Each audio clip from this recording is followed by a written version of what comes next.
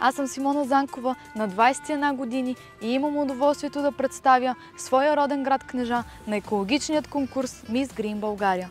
В момента съм студентка по право във Великотърновският университет Свети Кирил и Методий. Дълги години съм се занимавала с народни танци, а паралелно с всичко винаги съм отдавала внимание на модата.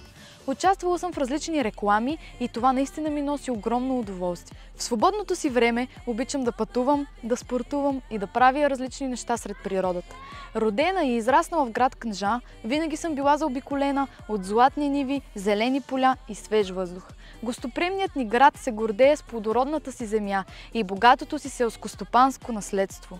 Тук се намира Институтът по царевица, който вече цял век работи за развитието на устойчивото земеделие.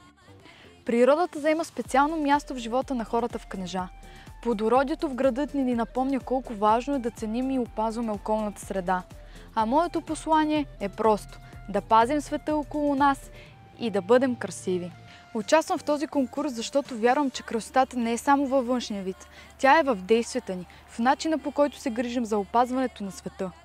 Искам да бъда пример за това как младите хора могат да вдъхновят промяна с ентусиазъм, упоритост и грижа към планетата ни.